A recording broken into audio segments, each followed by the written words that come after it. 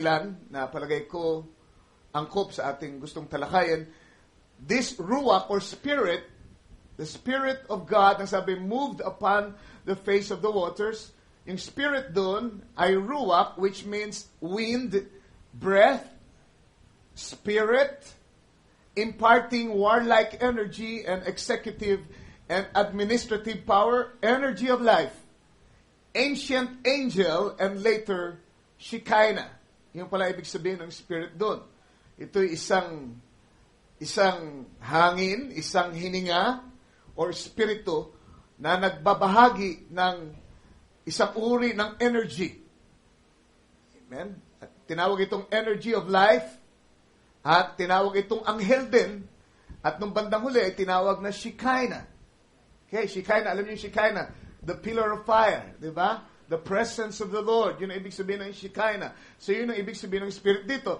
And yung God dito ay galing sa Hebrong Elohim. Elohim, kung makikita nyo dyan, plural. Kaya yung ibang mga grupo, yung mga Trinitarians, they get their support from this scripture para patunayan na tatlo ang Diyos. Dahil nga naman yung Elohim pala ay nasa plural form.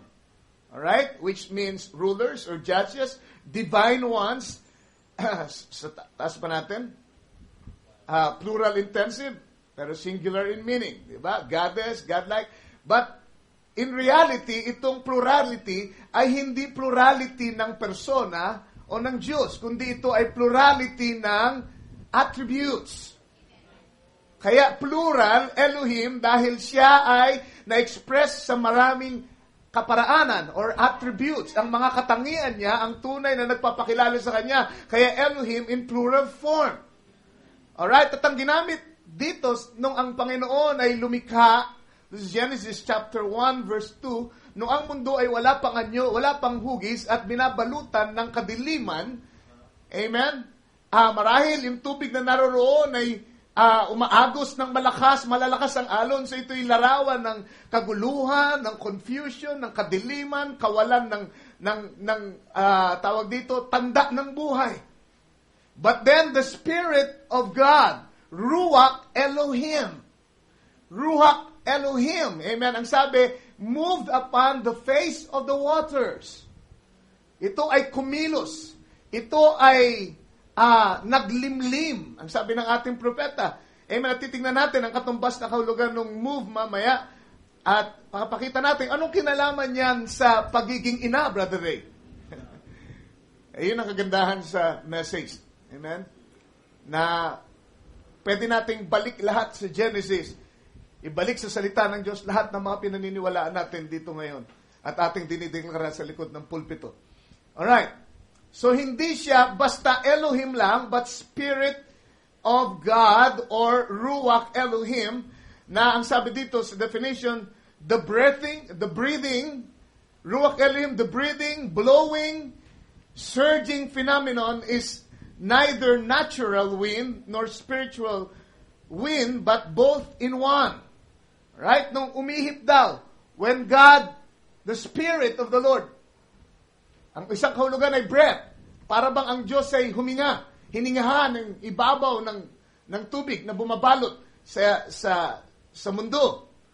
Ang sabi, ito raw ay this breathing, this blowing, or surging phenomenon is neither natural nor spiritual, but both in one. It is creative, alright? Hindi lang natural na hangin, kundi spiritual din. Naniniwala ko habang umiihip ang Diyos spiritually, ay umiihip din, may hangin din na umiihip doon sa ibabaw ng mundo. Sana nasusundan niyo ako, right? Subukan niyong i-imagine, isalarawan kung anong nangyayari nung pasimula. Alright. At ang sabi dito, it is the creative breathing that brings both nature and the spirit into one being. Nung mga panahong yun, ay lumilikha ang Diyos kapwa ng mga natural na bagay at espiritual na bagay. Kahit pa nga hayop ang kanyang nililikha, yung hayop ay hindi lang natural na bagay dahil yung hayop ay may espiritu. Okay. And ang sabi ng ating propeta, he was like creating in stages. Parang kung merong,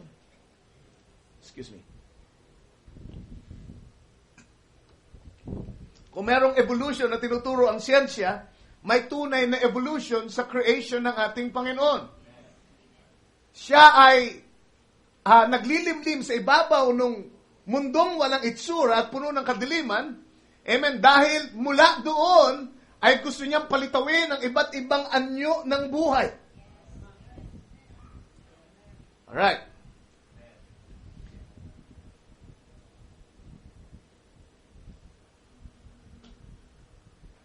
Gusto ko lang tuloy na basahin ang note dito. So, yung Ruach Elohim, ang sabi dito, could probably best be understood as the presence of Elohim. Alright? The Spirit of God also means the presence of Elohim. Which is the unique creator parent of both realms, the natural and the spiritual. So yung ginagampanan pala ng Diyos, dun sa pagiging Ruach Elohim niya, ay ang pagiging magulang. Susundin niyo ako? Magulang, amen, na unting-unting nagsisilang kapwa ng mga natural na bagay at spiritual. Alright? So siya ay Elohim dahil dun sa spiritong yun, nandun ang lahat ng attributes niya. And remember, ang Diyos, amen, nilikha niya ang tao sa kanyang larawan. Parang nakikita ko unti-unti na naglilitawan habang naglilimlim. Hindi ko alam kung gaano katagal, kung ilang libong taon, amen, na naglimlim ang Diyos, pero unti-unti, amen, na naglilitawan ang mga uri ng buhay sa ibabaw ng lupa. Gusto ko ipakita sa inyo kung paano diniscard ng prophet. Okay, para hindi na sa aking sariling salita. Pero dito sa Why We Are Not a Denomination, sabi niya, the Holy Ghost and God is the same, is the self-same. The Holy Ghost and God is the self-same purpose. Same, self-same purpose. Or person. Pardon me, ang sabi niya.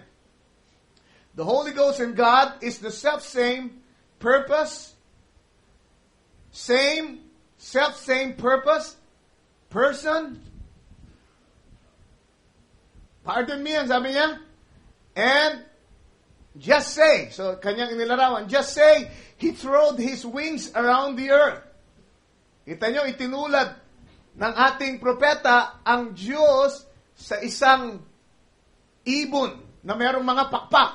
In spirit form now, right? This is just an illustration. He threw His wings around the earth. He began to brooding. What's the brooding? Like the hen to her chickens. Kaya sabi ko naglilimlim, right? Cooing.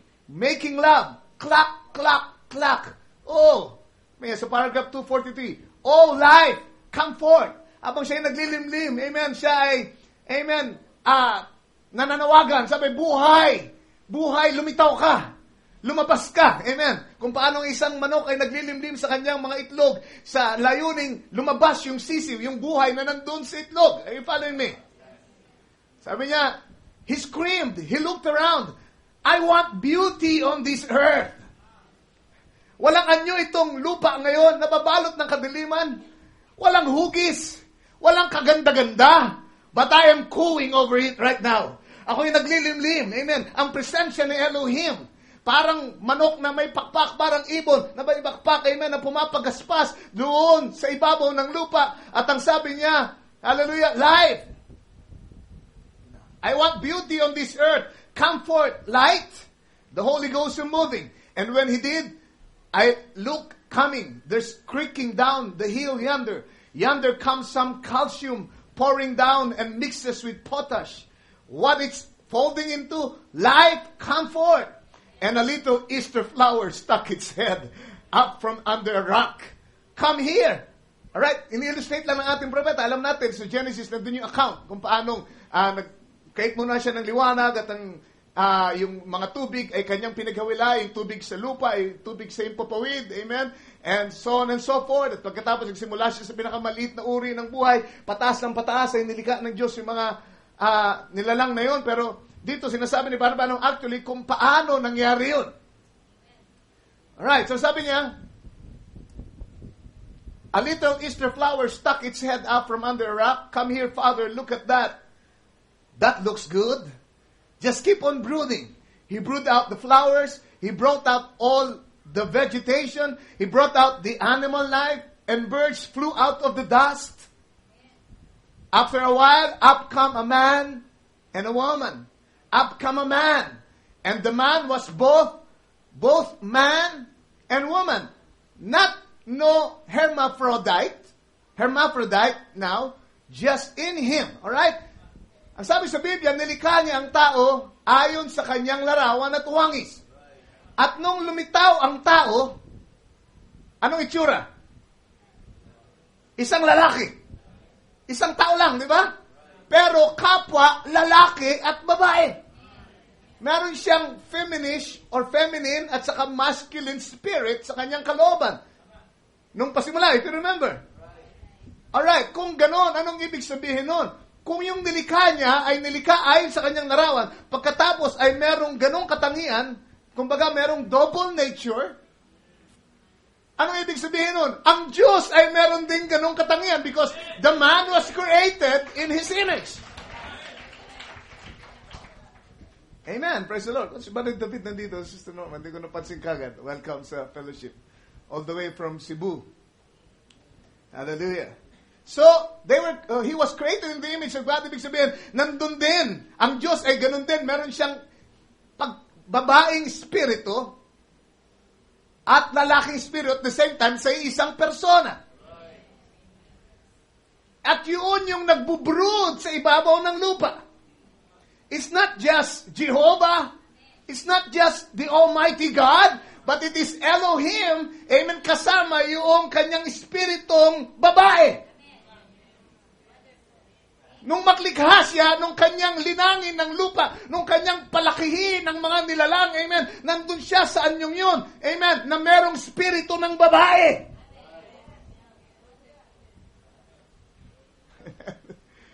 Amen. You see, yung bahaging babae ay bahagi ng pag-ibig. Yung bahagi ng babae ay bahaging mapagtiis, bahaging, amen, gentle. It's the gentle part of God. Kung paano si Eva, ang gentle part, amen, ni Adan. Siya ang love part. Can you say amen? Siya yung bahagi na mataisin. Siya yung bahagi na kayang, amen, magtiyaga at mag-aruga, amen, ng kanyang anak. Sana nasusundan niyo ko? So it's not just Jehovah, the man, but kasama dun sa attribute niya ang babae. Kaya nga nung malikha niya yung pinakamataas na uri ng buhay, ang tao, siya'y kapwa, lalaki at babae. Alright, palagay ko nakuha niyo na yung platform. At ang sabi dito sa Exodus 19 verse 4, speaking of God's redemption of Israel, ang sabi, you have seen what I did unto Egyptians and how I bear you on eagle's wings and brought you unto myself. Yung ginawa niyang paglalabas sa pagkakalipin sa Israel at pagdadala doon sa lupang pangako ay, ang sabi, ginawa niya sa pamamagitan ng mga pakpak ng agila. At alam natin, mga pakpak ng agila dyan ay tumutukoy sa propetang si Moses because eagles always represent prophets. But God, amen, is represented by an eagle na may pakpak. No wonder si Brother Branham, he is very scriptural. Tinulad niya ang Diyos noon sa pasimula na parang, amen, nilalang na may pakpak. Amen, na, praise the Lord, naglilimlim sa ibabaw ng lupa. And now, ang pagtubos sa Israel ay hindi minsanan madali ang gawa. Isang iglap ay natapos. It took a period of time. It's a process. Diba? Ganon din ang Diyos. Saan yung yun? Ruach Elohim. Na merong espiritu ng babae. Susundan niyo ako. Buong tiyaga niya na nilimliman ang ibabaw ng lupa dahil gusto niyang palabasin yung mga buhay na nandun na sa binhi na nasa ilalim ng lupa. If you remember, sabi natin, nandun na yung mga binhi. Kailangan na lang itong, praise God, i-quicken. So he was quickening the seeds. Alright? At yun na hindi saglit lamang, matagal na panahon, unti-unti. Remember, yung quickening ay, amen, tuloy-tuloy. Hindi minsan ang karanasan. Amen? Ika-quicken ka dito, ika-quicken ka rito, ika-quicken ka dito, ika-quicken ka dito. Hanggang sa maabot mo yung tawag dito, yung lubos na antas ng yung pagkatao. Alright? So, ganun din ang ginawa ng Diyos sa redemption ng Israel, di ba? Unti-unti, ilang taon bago sila napunta doon sa Promised Land. Amen? Ganun din ang ginagawa niya sa atin. Matyaga tayong nililimliman. By the same Spirit. Hallelujah. Ruach Elohim. Ang sabi ni Barnabas, yung pagtubos sa lupa ay katulad ng pagtubos sa bawat individual. At dati tayong parang walang anyong nilalang. Can you say amen? Nababalutan ng kadiliman, nababalutan ng confusion. Amen? Walang anyo ng buhay. Pero ang Espiritu ng Diyos ay kumilos, naglimlim sa ating pagkatao. Alam niya may binhig siya dyan. Amen? At ito'y kanyang pinaglihi, ito'y kanyang isinilang sa pamamagitan ng kanyang paglilimlim. At pagkasilang nung hindi siya tumigil sa paglilimlim, nandyan pa rin siya, nasa ibabaw natin, hovering over us, moving upon our lives. Para ano? Para yung mga katangian na nandun sa atin, unti-unting lumabas. Unti-unting mamanifest.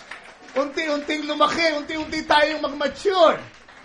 Amen. Hanggang ngayon sa pamamagitan ng pagtsatsagang yun, Espiritong matyaga tulad sa isang ina, tayo pinalalaki ng Ruach Elohim. Ang sabi sa Deuteronomy 32 verse 11, tingnan niyo ang pagkakasabi. As an eagle stirreth up her nest,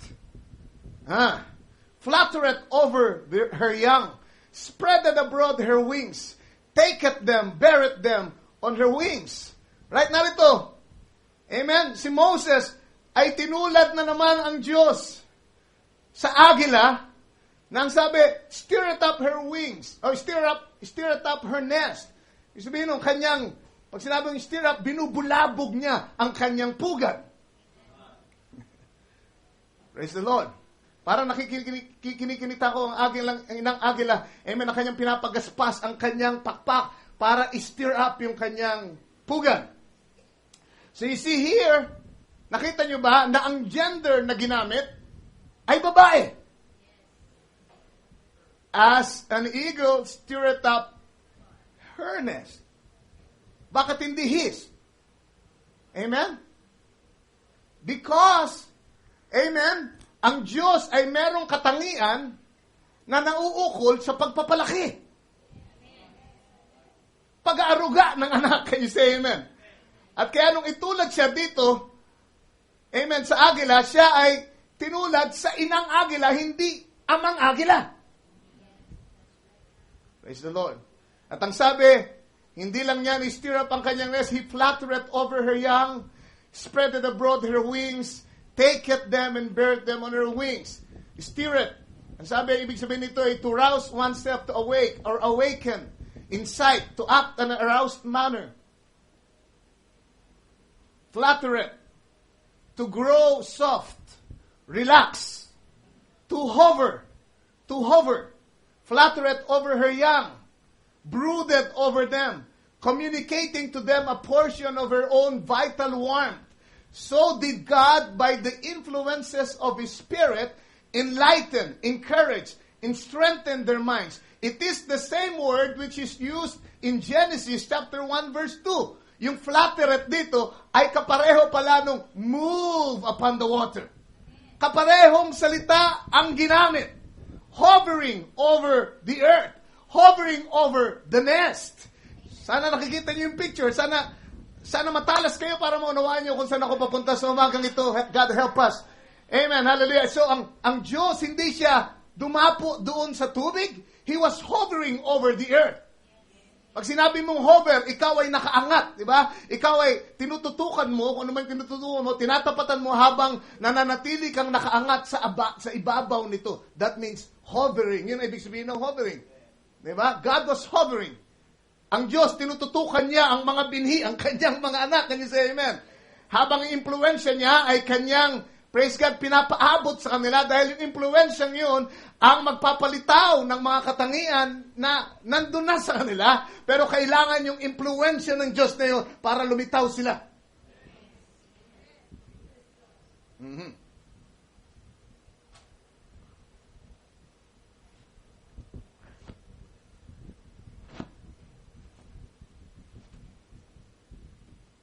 Sabi sa Luke, chapter 13, verse 34, O Jerusalem, Jerusalem, which killest the prophets, and stonest them that are sent unto thee, how often would I have gathered thy children together, as a hen doth gather her brood under her wings, and you would not.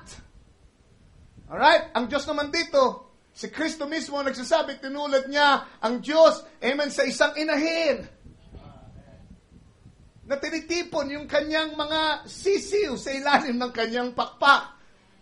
At ang Jerusalem, alam natin, amen, ay isang piniling bayan.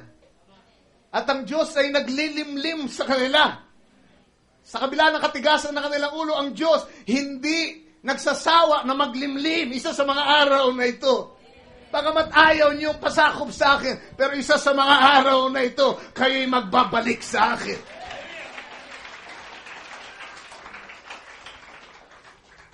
Hallelujah. Alam niya, mayroong pinili doon. Praise the Lord.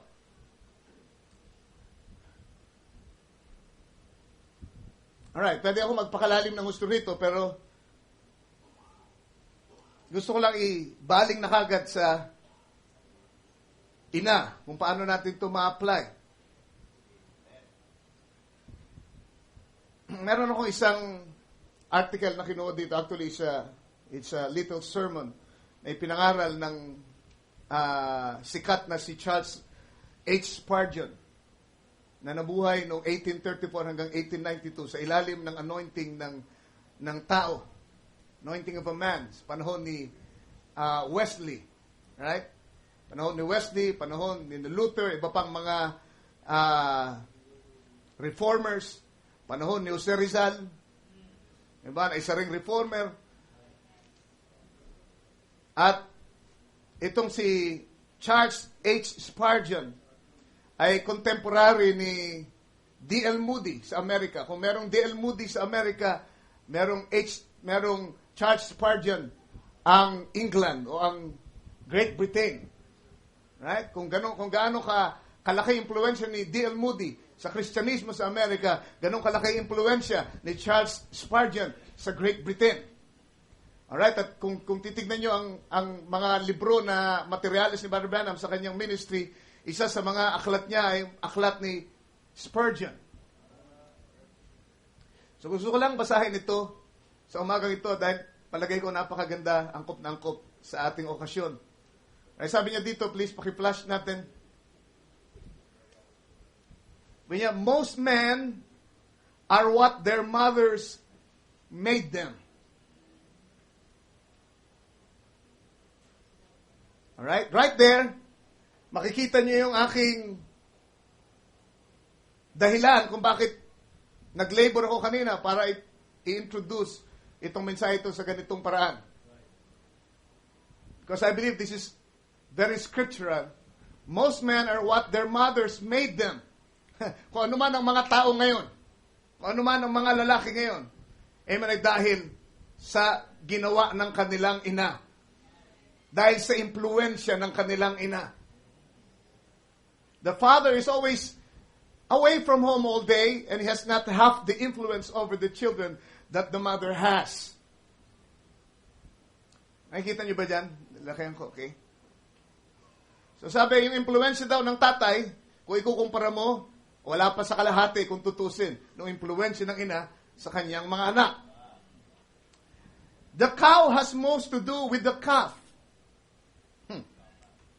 Yung nanay na baka ay may pinakamalaking kinalaman dun sa anak na baka. If a ragged colt grows into a good horse, we know who it is that combed her.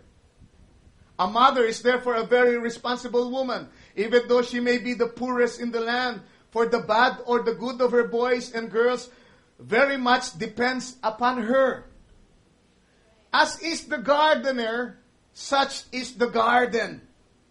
As is the wife, such is the family. What a powerful statement. Amen. Ganong kalaki ang impluensya ng nanay sa pamilya na kung paano raw ang isang gardener ay ganon din ang kanyang garden. Makikita mo ang katangian ng gardener dun sa kanyang garden. Ganon din naman ang nanay, amen, ay makikita mo ang kanyang katangian doon sa kanyang pamilya. Kung paano ang nanay, ganon din daw ang pamilya. Bakit? Ruach Elohim. Amen? Yung spirito ng Diyos bilang ina, bilang babae. Amen? Ang nagtrabaho, ang nagtiyaga, ang nag-impluensya para ano? Yung kanyang nililimliman ay maging katulad niya. In the spirit of love, in the spirit of patience. Hallelujah. In long-suffering. In gentleness. Nakikinig ba kayo sa akin? Hallelujah. Tayo ay in-impluensyahan ng spirito ng Diyos. Now, tandaan nyo. Amen. No, ang spirito ng babae ay alisin kay Kristo doon sa Kalbaryo at nilagay sa iglesia, yung espiritong yun ang nagpapalago at nagpapalaki sa kanyang mga anak ngayon. Tignan niyo ba yung espiritu ni Eva, yung espiritu ni Adan na babae ay kinuha sa kanya. Amen? The spirit was original, pero yung katawan ay byproduct. Kumuha ng bahagi lamang ni Adan at nilagay yung espiritu doon sa katawan ng babae.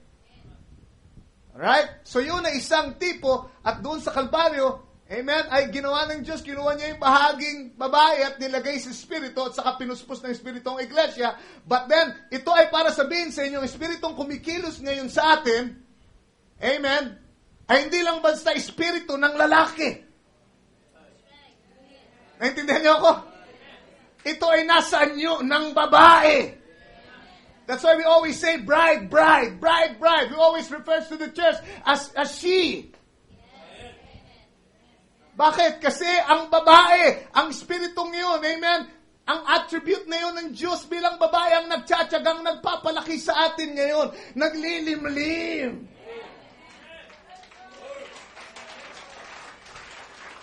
Kung meron mang paglagong mangyayari sa inyong buhay, kailangan kayo ay pa-impluensya sa bride.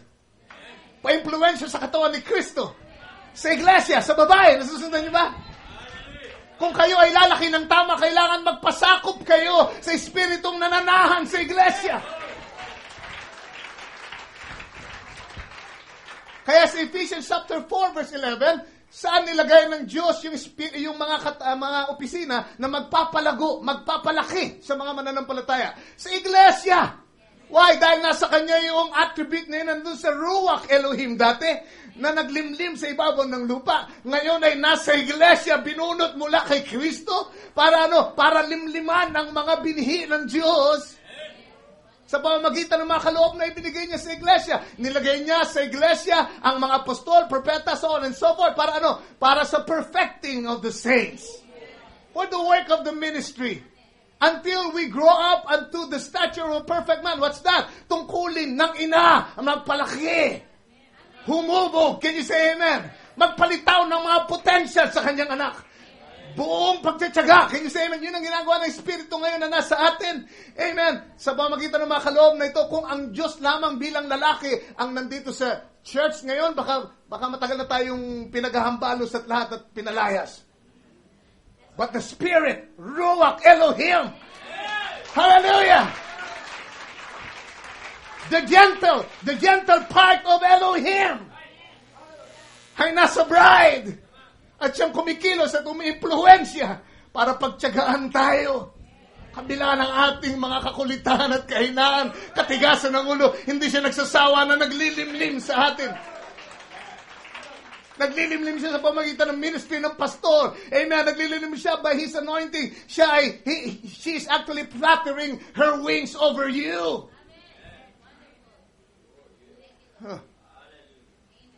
Praise the Lord. Sana spiritual kayo para ma-appreciate nyo yung sinasabi ko. God help us. Hallelujah. At ang sabi, The same chapter, Ephesians chapter 4, basahin niyo lang sa bahay yan. Ang sabi, about isa ay merong ambag sa ikalalaki para maging katulad tayo ni Kristo, para makarating tayo sa ulo, which is the head, the Lord Jesus Christ. So ano yun? It speaks of growth. Growth in the church. Sinong may gawa niyan? Amen. Spirito ng babae. Spirito ng church. The spirit of the female. Amen. At bahagi ng Diyos. Remember na ang sabi ni Brother Branham, she is Him on the earth. Bakit? Kaya lang ang manifestation na kasi ay babae dahil panahon ito ng paglilimlim at pagpapalaki sa mga anak.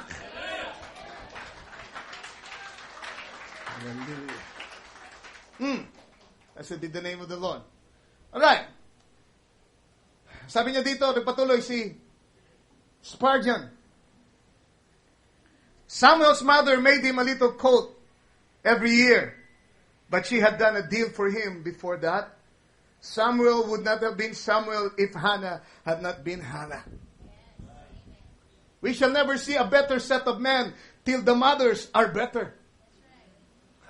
Di tayo magkakaroon ng mas maiigi, mas mabubuting mga kalalakihan o mga tao kung hindi mo na maging mabuti ang mga magulang, ang mga ina, I should say. Kaya kung gaano kalaki ang responsibilidad na inilagay ng Diyos sa inyong balikan. Ang kapangyarihan na inilagay niya sa inyo naturally and spiritually.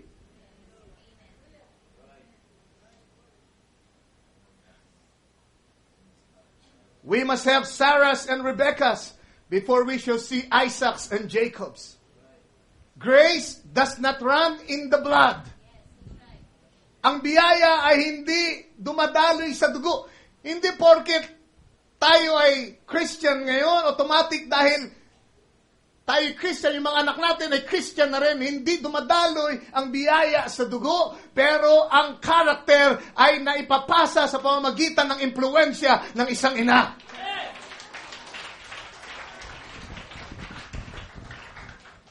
Hallelujah. But we generally find that Timothys have mothers of a godly sort. Kaya may Timoteo dahil merong Eunice.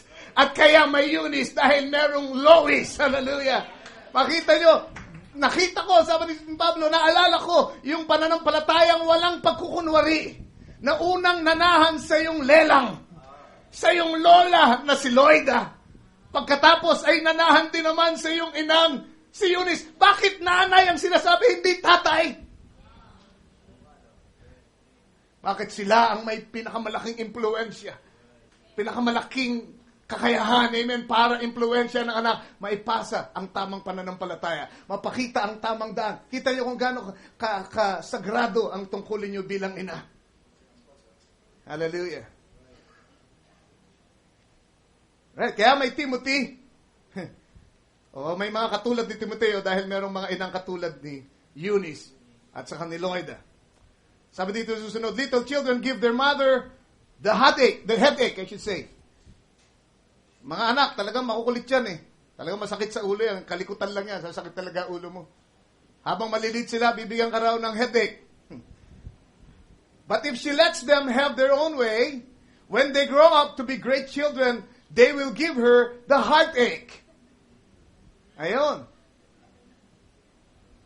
Makulit yan, pero pagtsagaan nyo. Limliman nyo, mga ina. Sanayan nyo sila sa daan ng Panginoon. Huwag niyong pabayaan yung gusto nila. Yan ang sinasabi niya. Pag hinayaan niyo sila sa kanyang sariling gawi, may paglaki niyan, hindi na headache ang ibibigay sa inyo. Heartache na.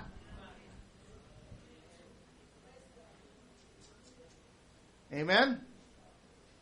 Foolish fondness spoils many, and letting false alone spoils more. Amen? So sobrang pagkagiliw niyo sa inyong mga anak, mag-ingat kayo. Baka napapabayaan nyo na ginagawa nila yung hindi nila dapat ginagawa. Ang sabi, that is what spoils the children. Amen? At pagka hindi nyo sinuway at hinayaan nyo lang mga kamalian, hindi nyo sinuway, amen, ay lalo silang may spoil. Gardens that are never withered will grow very little worth gathering. Ang halamanan daw, ang garden na hindi tawag dito, tinatanggalan ng mga ligaw na damo, ay hindi magbibigay ng ani na masagana.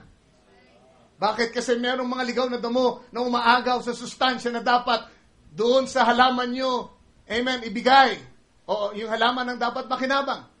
Alright, mga bagay na sa pasimula pa lamang nakikita natin na tumutubo sa ating mga anak. Kailangan magawa natin yung bunutin hanggat bata pa sila. I-identify, anak, hindi dapat yan. Dahil pag hindi, amen, ang inyong halamanan ay hindi mamumunga ng nararapat. Hallelujah. Ang sabi sa Proverbs 22 verse 15, punta tayo sa scripture. I think Spurgeon was very scriptural. Ang sabi niya dito sa Proverbs 22:15, foolishness is bound in the heart of a child, but the rod of correction shall drive it far from him. Natural sa mga bata na merong kahangalan sa kanyang puso. Siya'y nababalutan ng kahangalan.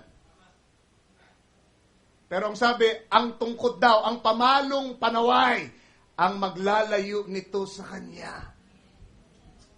Praise the Lord. Well, ginagalang ko yung ibang mga magulang na sabi kami, talaga hindi kami namamalo. But the scripture says, kailangan yung paluin ng inyong anak. Dahil yung panalong panaway, ang maglalayo ng kahangalal na nakabalot sa puso ng inyong anak.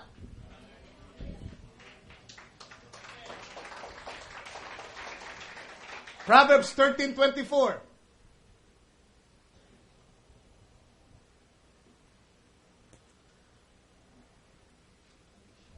He that spareth his rod hated his son, but he that loveth him chasteneth him betimes.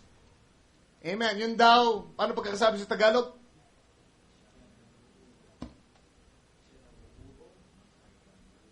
Nasaan yun? Siyang nag-uurong ng kanyang pamalo ay napupuot sa kanyang anak. Praise the Lord. Kala nyo mahal nyo anak nyo, pagka hindi nyo pinapalo, pag kailangan paluin, hindi nyo siya mahal. Namumuhi kayo sa kanya. Amen? Ngunit siyang umiibig ay nagpaparusang maminsan-minsan. Right, tuloy natin yung pagbasa pa sa Proverbs 19 verse 18.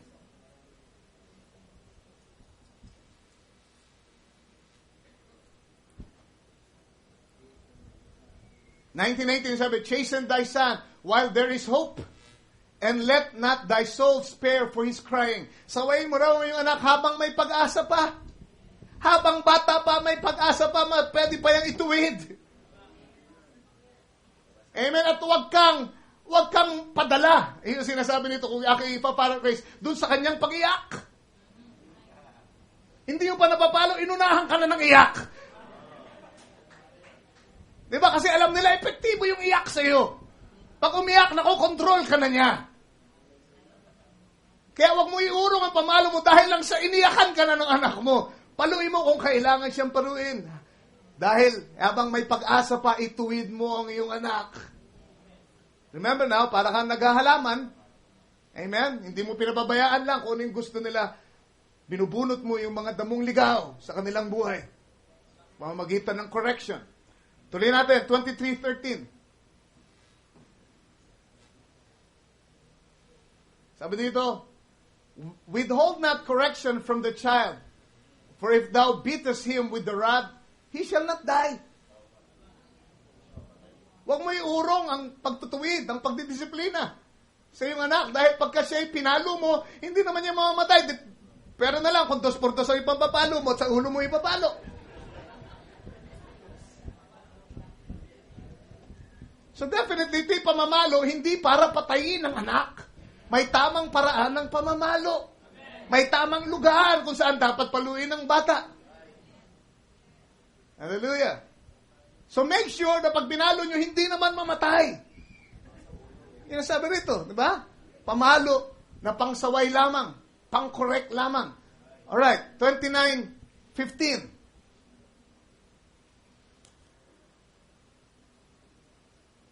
The rod and reproof give wisdom. Aha. Gusto niyo tumalino anak nyo? Paluin nyo. At sawayin nyo, disiplinahin nyo. Because the rod and reproof give wisdom, but a child left to himself bringeth his mother to shame. Yung anak na pinabayaan lang sa kanyang sarili, kahihiyan ang pagdadalhan sa kanyang ina. Praise the Lord. Di ba na umiyak ngayon yan? Kesa ikaw umiyak pagdating ng araw. Praise the Lord. Verse 17. Pas lang natin isang verse, sabi, correct thy son, and he shall give thee rest. Yea, he shall give delight unto thy soul. Yung mga anak na hindi natin tinuwid dati, pagtanda natin, hanggang sa pagtanda natin, nagbibigay pa rin ng sakit na ulo sa atin. Pero kung tinuwid mo sila nung bata pa sila habang may pag-asa pa, amen, pagpapahingahin ka na nila pagka ikaw ay lumaki, pagtanda mo, amen. Sila ang magiging kaaliwan mo, ikaw ay matutuwa dahil sa kanyang buhay. Bakit? Alali, dahil tinuwid mo siya nung siya'y bata pa. Pagpapahingahin ka niya pagtanda mo. Pagka tinuwid mo siya. And he shall give delight unto thy soul. Magiging kagalakan mo siya. Balik tayo dun sa quotation ni Spurgeon.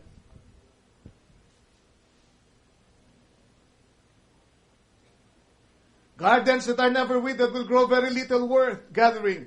All watering and no hoeing will make a bad crop. Kung ang ginagawa mo na doon sa halamanan mo ay puro dilig at hindi mo binubungkal, abay, pangit ang magiging ani niyan. Di ba?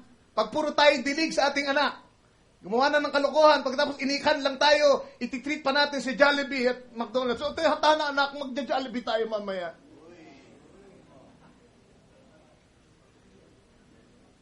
Puro dilig at walang pagbubungkal. Ang sabi, hindi yan mag-aani ng tama. Soft-hearted mothers rear soft-headed children. Pag masyadong malambot ang inyong puso, na hindi nyo makanti ang inyong mga anak, ang palalaki niyo mga bata ay mga bata rin na mahihina ang disposisyon. Bakit? Kasi nakadepende palagi sa inyo. Nakananay palagi. Diba? Nanay, tulong. Pag medyo nahirapan ng konti, nay, tulong. Hindi ko kaya. Pag di na kaya, ikaw nanay ang gumawa. Praise the Lord. At ang sabi dito, they hurt them for life because they are afraid of hurting them when they are young. Kung ang mga nanay daw ay natatakot na saktan sila habang sila ay bata, hindi nila naiintindihan na sinasaktan nila ang kanilang anak para sa buong buhay nila. Kundi sila nasaktan sa correction, sa kanilang paglaki. Pag pumasok yan sa sarili nilang buhay, nag-asawa na yan. At lahat, amen, anong mangyayari? Praise God. Yung kanilang natutunan sa paglaki ay dadalhin nila doon at dahil sa mali ang pagpapalaki sa kanila, hindi sila nasaktan. Amen, hindi nila kayang magbata ng sakit, ng disappointment. Hindi nila kayang magdala ng tawag dito, ng responsibilidad. Konting hirap, suko na, ayawan na. And they are hurting their lives, their own selves, and nagdamay pa sila ng pamilya, ng asawa at mga anak. At buong buhay nila sila'y masasaktan dahil hindi sila sinaktan nung sila'y bata pa.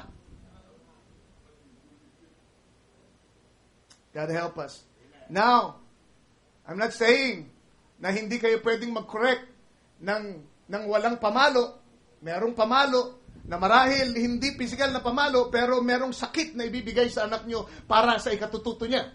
Hindi nyo kasi merong mga magulang na hindi literal na pamalo yung kanilang ginagamit. Sabi nila, well, sometimes it works, amen, basta may pangsaway sila. Mistulang pamalo yung kanilang ginagawang disiplina.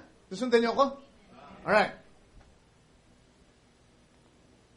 Sabi dito, nagpatuloy siya, cuddle your children, and they will turn out noodles.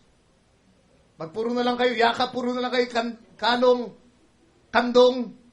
ang kalalabasan niya, parang mga noodles daw, malalambot, mga walang gulugod. You may sugar a child till everybody is sick of it. Boys' jackets need a little dusting every now and then, and girls' dresses are all the better for occasional trimming. Children without chastisement are fields without plowing. The very best colts want breaking in. Kahit yung pinakamagaganda, pinakamahuhusay na kabayo, amen, ay kinakailangan na i-break in, i-break yung spirit. Not that we like severity. Cruel mothers are not mothers. Alright? So binalansin niya dito. Hindi sa tayo ay nagtataguyo, hindi sa gusto natin yung kalupitan. Ang mga malulupit na mga ina ay hindi mga ina. And those who are always flogging and fault-finding ought to be flogged themselves. There is reason in all things, as the madman said when he cut off his nose. Sabi dito, ang mga ina daw na palagi na lamang nangahambalos, nangahampas. Yung ibig sabihin ng flogging. Amen? Ang sabi, minsan-minsan lang. Hindi sinabing all the time. Ang nanay raw naman na puro na lang ganun, puro na lang flogging, puro na lang hampas, hambalos. Amen, ang ginagawa at paghahanap ng kamalian sa kanilang anak ay dapat hambalusin din. Praise the Lord. Kasi medyo iba na yung tingin sa akin ng mga young people kanina eh. Praise the Lord. Kaya kung kailangan hambalusin yung nanay, huwag kayo ang hambalos, ha? Hayaan nyo si Lord magsaway sa kanila. Alright. Hindi rin si tatay. Ibig sabihin dito, may dahilan kung papaluin mo, ipaalam mo sa bata ang dahilan bakit mo ginagawa yun. May layunin, hindi kagaya nung sabi nung baliw. Yung sinabi dito ni Spurgeon, sabi niya, pinutol niya ang kanyang ilong at sabi niya, sa lahat ng bagay, sa lahat ng ginagawa mo, kailangan may layunin siya. Kaya nga siya baliw eh. Anong layunin niya para putulin yung kanyang ilong? Tagpasin niya ilong niya, di ba? So mamalo kayo, may dahilan, may layunin. Huwag dahil sa naiinis lang kayo. Dahil hindi nag-entrega si tatay. Amen. Diba? Ibubuhos nyo dun sa bata, pagbabalingan nyo yung mga anak nyo. Konting pagkakamali, hambalos doon, hambalos diyan. Dapat kayo hambalusin. Good mothers are very dear to their children. Diba? Pagtatanungin kayo, sino may pinakamagaling, pinakamagandang nanay, pinakamabait na nanay? Lahat tayo tataas. Siyempre, nanay ko yun eh. Diba? Good mothers are very dear to their children. There's no mother in the world like our own mother. My friend Sanders from Glasgow says, the mother's breath are sweet. Hindi ko na ipapaliwanag. Every woman is a handsome woman to her own son. That man is not worth hanging who does not love his mother. Amen? Pagka hindi nagmamahal sa ina ang isang tao, abay, dapat hindi mo binabarkada yan. Aba, may problema yan. Hindi nagmamahal sa ina. When good women lead their little ones to the Savior, the Lord Jesus blesses not only the children, but their mothers as well. Happy are they among women who see their sons and their daughters walking in the truth. Ano pang higit na kaligayahan ng magulang kesa sa makitang kanilang mga anak na lumalakad sa katotohanan? Sabi dito, he who thinks it is easy to bring up a family never had one of his own. Yung mga nagkikriticize, naku naman, parang hirap na hirap yung babaeng yan sa pagpapalaki ng, amen? Parang hirap-hirap yan. Yung nag-iisip na madali ang magpalaki ng mga bata at magtaguyod ng bata, ng pamilya, ay hindi pa nagkakaroon ng pamilya. Diba? Kaya nila nasabi kasi wala silang karanasan. Hindi sila nagpalaki ng bata. Kaya madali silang magsalita. A mother who trains her children aright had need be wiser than Solomon, for his son turned out a fool. Yung nanay daw na makapagpapalaki sa kanyang anak ng tama, ay malamang mas matalino pa kaysa kay Solomon. Bakit? Kasi anak ni Solomon ay lumabas na isang lisyang lalaki. Si Rehoboam. Diba? Nagrebelde lamang sa kanya, hinati yung kanyang kaharian. Pinakamatalinong tao na yun. Lalaki sa ibabaw ng lupa, sa Solomon.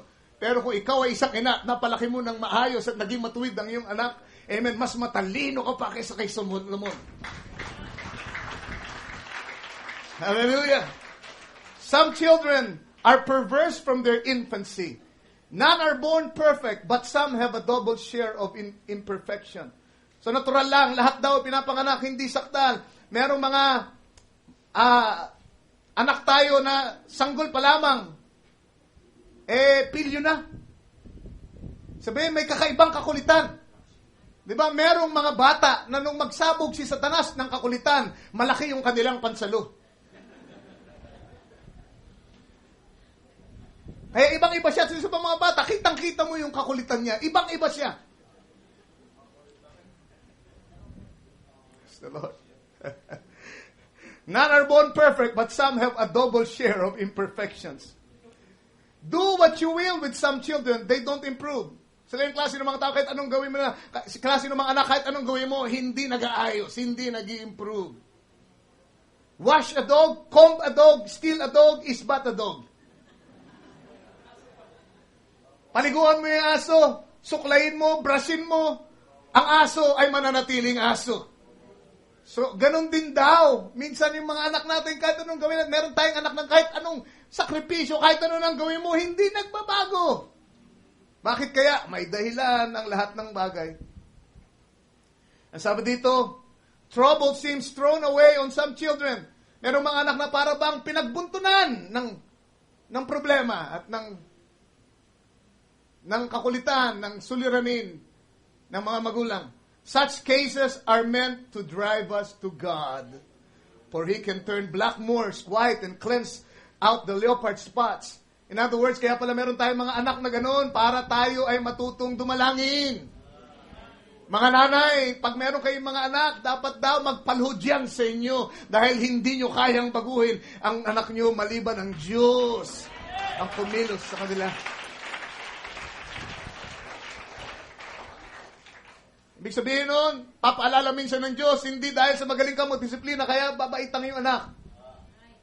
Kundi yan ay dahil din sa kapangyarihan ng Diyos. Kaya kailangan, minsan pinapahintulot ng Diyos na meron tayong anak na makulit para alalahanin natin na kailangan natin ang tulong ng Diyos. Lumuhod tayo sa Kanya, itaas natin sa Kanya ang ating mga anak.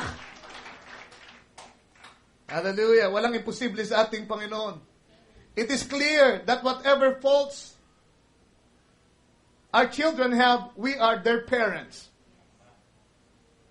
And we cannot find fault with the stock that they came off. Kahit ano pang kainaan yan at kamalian yan, ikaw ang magulang yan, ikaw ang ina niyan, ikaw ang tatay niyan. Hindi mo pwedeng pintasan kasi pag pinintasan mo, pinipintasan mo ang iyong sarili. Wild geese do not lay tame eggs. That which is born of a hen will be sure to scratch in the dust. The child of a cat will hunt after mice. Every creature follows its kind. If we are black, we cannot blame our offsprings if they are dark too. Let us do our best with them and pray the mighty Lord to put His hand to the work. Children of prayer will grow up to be children of praise. Hallelujah. Meron tayong mga anak na makukulit kasi makukulit tayo dati. Di ba? Kung aamin lang tayo, kitang-kita mo yung sarili mo sa anak mo. Amen? Kaya hindi mo siya pwedeng, amen, isumpa dahil doon sa kanya. Mana lang sa iyo yan eh. Di ba? Manang-mana lang sa iyo. Hallelujah. Pero anong gagawin natin? Gawin natin, magagawa natin para i-correct ito, para ituwid ito, para ito ay idulog sa ating Panginoon. Ang panalangin, amen. Anak na ipinapanalangin palagi natin. Isa sa mga araw na ito, sinasama natin sa prayer. Mga nanay, amen. Di ko lang ilan sa inyo ang nagsasama sa inyong mga anak sa panalangin bago kayo matulog, kayo pagkagising nyo. Ang sabi, ang mga anak nyo pagka nasanay sa panalangin, amen, children of prayer, paglaki nila, they will be children of praise. Mga anak na magbibigay ng kapurihan sa inyo. Hallelujah. Mothers who have wept before God for their sons will one day sing a new song over them. Kung iniyakan nyo man, lumuha kayo. Timbang luha ang inyong niluha sa inyong mga anak sa panalangin. Isa sa mga araw na ito, aawit kayo dahil sa kanila. Some colts often break the halter and yet become quiet in harness. Ibig sabihin ng halter, pagka yung kabayo ay binibreak in, merong halter na tinatawag. Minsan, yung pang-awat yun, pagka nagwawala. Minsan, nasisira nila yun. Marami silang masirang halter. Pero pag sila'y na-break in na at sila'y nilagay mo na sa harness, sila ay tahimik na. Gagampanan nila ang kanilang tungkulin ng ayon sa nararapat. Bakit? Kasi sila ay binrake in nung sila'y bata pa. Sila'y dinisiplina. Amen? Marahil mayroong mga pamalo, may mga patpat na nabali. Pero pag sila'y nailagay na sa responsibilidad, they become quiet and responsible. Hallelujah. God can make those new whom we cannot mend. Yun palagi ang paalala.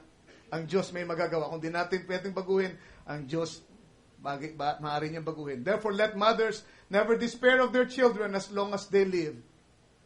Are they away from you across the sea? Meron ba kayo anak na nasa abroad? Remember, the Lord is there as well as here. Prodigals may wander, but they are never out of sight of the great Father, even though they may be a great way off.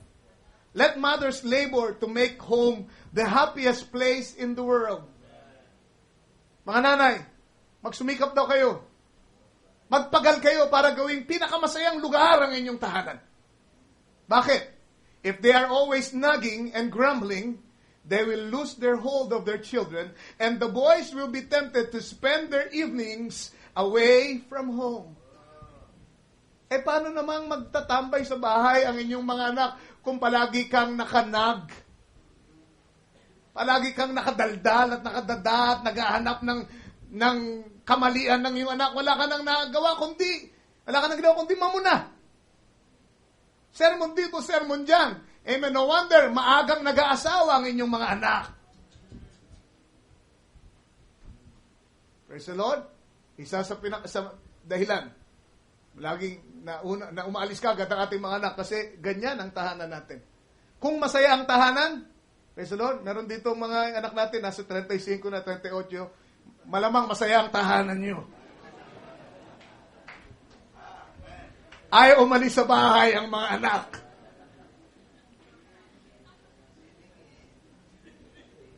Diba? Imbis na nag-aalala tayo ng saan kaya yung mga anak ko, hindi kasi namamamalagi sa bahay. Paano daldal ka ng daldal eh? Pag nasa bahay, puro ka sita, puro ka sermon. Di nandun na lang sa barkada, doon na nagpapahating gabi ang iyong anak. Di bali nang magyaya sila ng barkada nila, dali nila sa bahay. Ibig sabihin no, nasisyahan sila, pinagmamalaki nila ang bahay nyo dahil meron silang nanay, amen, na mabuti. Nanay na nagsikap, ginawa lahat ng magagawa para maging masaya ang kanilang tahanan. Kung meron kayong ganyang nanay, magpasalamat kayo kay Lord. Hallelujah. Home is the best place for boys and men. And a good mother is the soul of home. The smile of a mother's face has enticed many into the right path. Ngiti pa lang yan. Amen. Nagabayan na ang marami sa tamang landas. And the fear of bringing a tear into the eye has called off many a man from evil ways. Dahil yung mga bata sa sobrang pagmamahal ng kanilang ina, kabutihan ng kanilang ina, ayaw nila, naluluha siya sa anumang mali na kanyang gagawin. Kaya maisip niya pa lang, naku, mapapaluha ako ang aking nanay. Hindi ko na lang gagawin itong bagay na ito. Hallelujah. The boy may have a heart of iron, but his mother can hold him like a magnet. The devil never recons a man to be lost so long as he has a good mother alive. Kahit gaano kasama ang isang anak, hanggat merong buhay na ina na mabutit maka-Diyos, ay hindi pa maituring ng dyablo na napahamak yung batang yun. May pag-asa pa siya dahil may nanay pa siyang buhay na mabuti. I think that is very powerful. Kahit gaano kasama ang anak, amen, ang buhay ng isang inang maka-Diyos ang maglilinis sa kanya. Kaya ang dyablo hindi pa siya kampante. Amen. Kahit na gaano kasama na, kahit na naligaw niya na ng gusto yung bata, Pero hanggang nandun yung nanay na nananalangin, ang sabi niya, hindi pa ako sigurado dito. Hindi pa ako sigurado sa impyerno punta nitong batang ito. Kasi meron pa siyang nanay na mabait, nanay na mabuti, nanay na nagtuturo sa kanya ng tamang daan, nagpapaalala ng salita ng Diyos. Habang buhay yung nanay na yun, hindi pwedeng ariin ng dyablo ang ating mga anak. Hallelujah. O woman, great is thy power. O woman, great is thy power. See to it that it be used for him who thought of his mother, even in the agonies of death. O mother, great is thy power. The power of your influence is like the fifth gospel. Think of it now. Ruach Elohim. The spirit of a mother. As a parent, ang nagtsatsaga na naglilimlim sa mga anak niya hanggang siya ay lumaki ng naaayon sa kalooban ng Diyos. Ama namin, tinatagubilin ko sa iyo ang mga ina na naririto. Ngayon, pagkatapos namin basahin ng isang napakagandang sermon, Lord, isang spirit-filled man na buhay sa panahon ng mga reformers, O Lord. Jesus, kita namin kung gaano kahalaga ang ginagampan ng papel ng ina, ng mga ina. Panginoon, kung meron ditong mga ina that, Lord, nakita nila sa pamamagitan ng pagtalakay namin ito na nagkulang sila. Father, I pray, naway wag silang makaramdam ng condemnation, kundi, Lord, biyayaan mo sila, Panginoon, ngayon. At alalahanin nila, Panginoon, ang pagsusumikap na ginawa nila kabila ng mga pagkukulang, Lord. Ama, hiling ko na ikaw magpuno, Panginoon. Ngayon at nalaman nila ang mga bagay na ito, naniniwala ko, Panginoon, na mas gagampanan nila ang kanilang tungkulin ng mas may karampatang pag-iingat at pagsandig sa iyo at pagtitiwala sa iyo. Hiling ko po, O Diyos, na pagpalain mo ang aming mga nanay na naririto. Ingatan mo kanilang mga kalusugan. Ingatan mo kanilang espiritualidad. Ang kanilang relasyon sa iyo, Panginoon. Ang kanilang relasyon sa kanilang asawang lalaki. Kaya mong, Panginoon, ang impluensya mo ay dumaan sa kanila patungo sa kanilang mga anak. Para sa kami, Panginoon, ay sama-samang umani ng mga aning nararapat para sa iyong kapurihan. Isa sa mga araw na ito. Mga anak na nagbibigay ng kapurihan, kalalatian sa kanilang mga magulang at sa iyo, aming Diyos na tagapagligtas. Salamat po. Narito ang mga anak, Lord. Kaya mong matutunan lang ibigay sa magulang, particularly sa kanilang ina, ang karampatang paggalang, pagsunod, pakikinig, Panginoon, sa kanilang mga payo. Dahil ang lahat ng kanilang ginagawa ay para sa ikabubuti naming lahat, Panginoon. Salamat po sa iyong programa. Salamat sa iyong paraan. Kami nagpapasakop. O dakilang Diyos, dakilang Espiritu, patuloy kang maglimlim sa amin. Sa espiritual na aspeto, Lord, patuloy kami nagpapalimlim sa iyo. Patuloy mong paangatin ang buhay, Lord, mula sa amin. Patuloy mong paangatin ang kagandahan, katulad ng sinabi ng aming propeta. I want beauty to come out of this earth. Hayaan mong lumabas ang kagandahan mo, Ama, sa aming mga buhay. Aba, ikaw ay patuloy na matyagang, Panginoon, naglilimlim sa amin sa pamamagitan ng mga kaloob na binigay mo sa iglesia. Pamamagitan ng mga kapatid namin mismo na pinananahanan ng Espiritu mo. Amen. At tulad sa babae, Lord, tulad sa ina, na buong tiyaga, Panginoon, na umaalalay sa amin, sa aming paglago at paglaki. Salamat po sa pangalan ng Panginoong Jesucristo. Ito po ang aming dalangin. Amen. Tayong lahat ay magsitayo. Amen. The power of a mother's influence. Let your word be born in the manger of my heart habang, amen, kahanda ang mga babautismuhan sa umagang ito.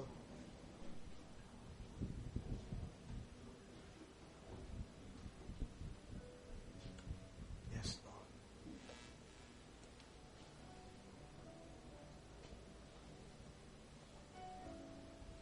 Yes, Lord.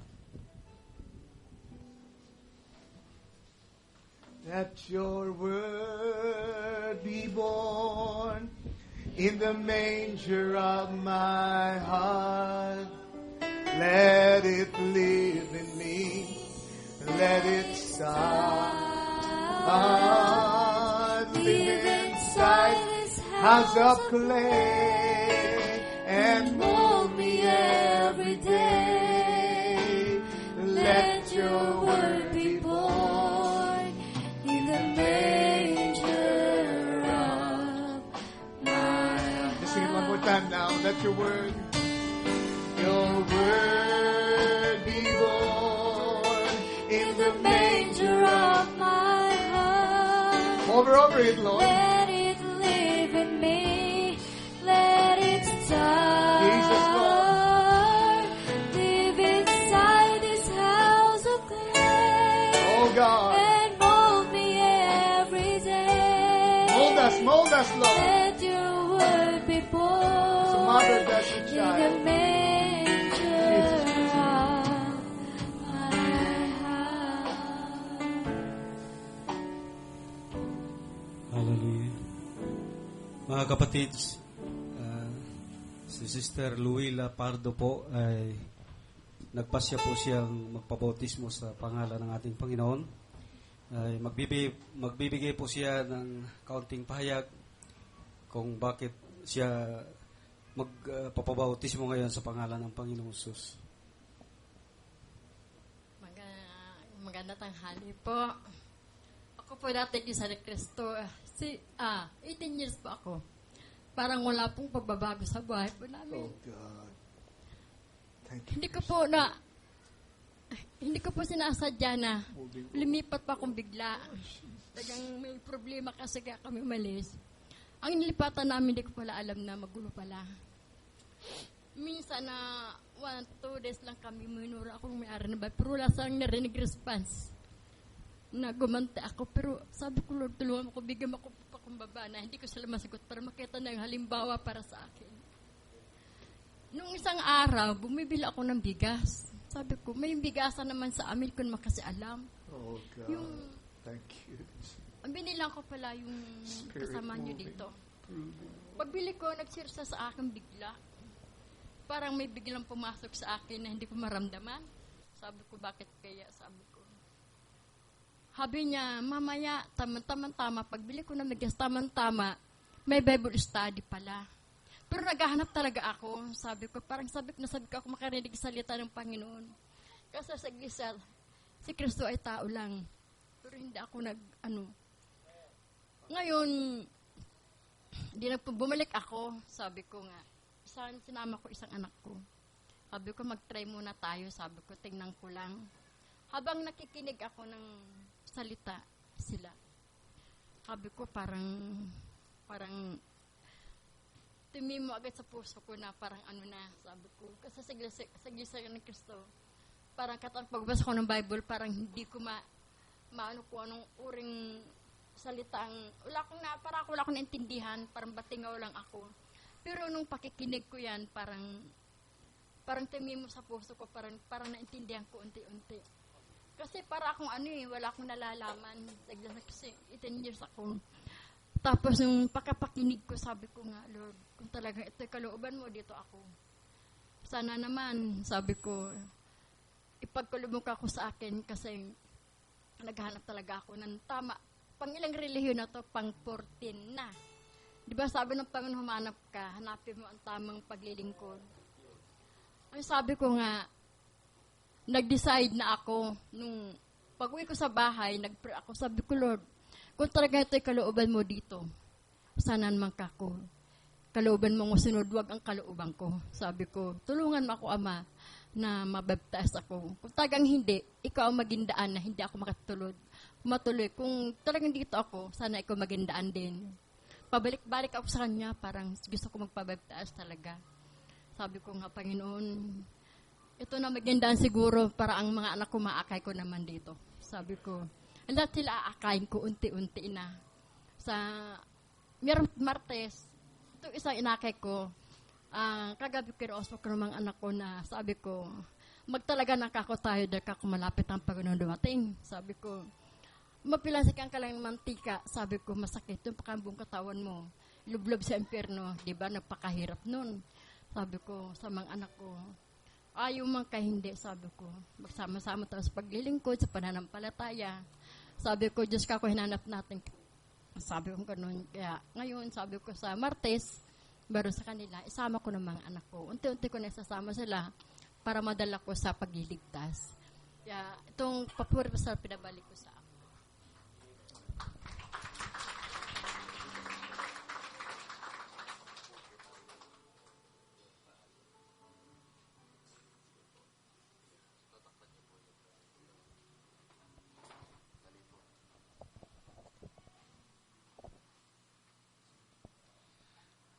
Sister Luila Pardo, sa iyong pagpapahayag sa ating Panginoong Sus na hindi mo siya kinakahiya at siya tinatanggap mo bilang Diyos at Panginoon mo. Sa bisa ng kapangyarihan ng kanyang salita, saksi ang buong iglesia ng Nobya ni Cristo, ay binabautismo kita ngayon sa makapangyarihang pangalan, Lord Jesus Christ.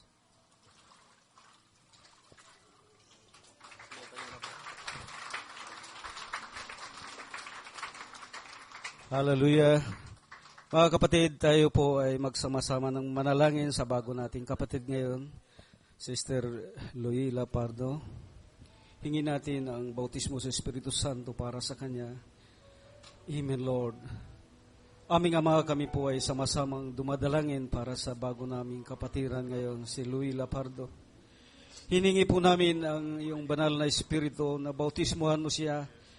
Kasabay nito, Panginoon, ay samahan siya ng iyong mga libu-libong anghel sa langit.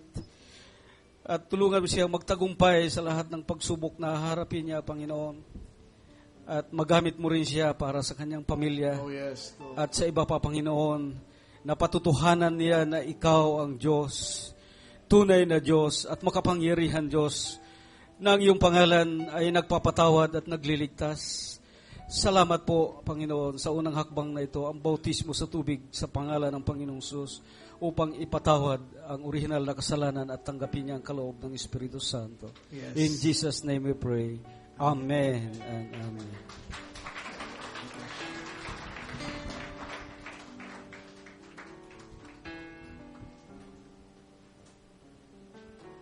Praise the Lord.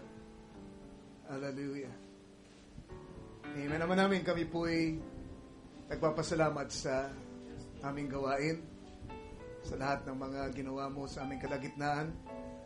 At ngayon po, Panginoon, bago kami maghiwa-hiwalay, hiling ko po, Panginoon, kung merong mga pangailangan, kung merong dumadalangin ng kagalingan, Lord, wag mo pong hayaan na umalis siya, Panginoon, sa lugar na ito nang hindi mo nahihipo, Panginoon.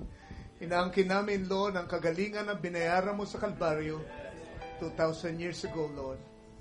At lahat ng kabigatan, Lord, ay aming nilalapag sa iyong paanan at pinagtitiwala sa iyo. Salamat po. Salamat sa patuloy na paglilimlim sa amin. Salamat sa iglesia, Lord, na kumakalinga sa amin. O patuloy kaming tinutulungan na lumago at gumulang para maabot namin ang tamang sukat na nararapat, Panginoon, para sa pag-agaw. Salamat po. Ingatan mo kami sa aming pansamantalang pag-iwalay para sa iyong kapurihan.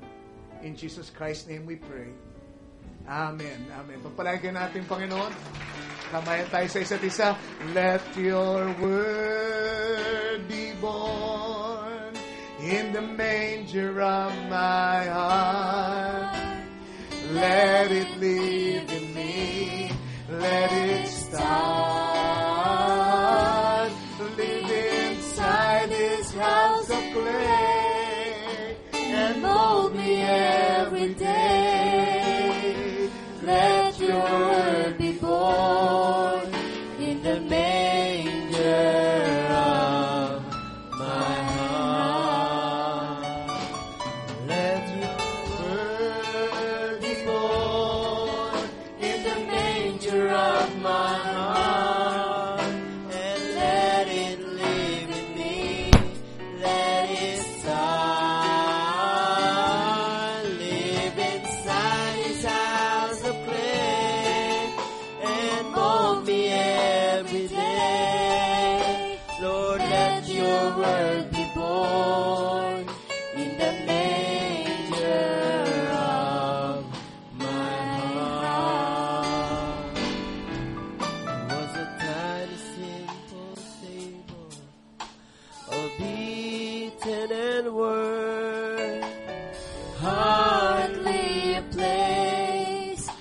for a king to be born. He didn't choose some place special to reveal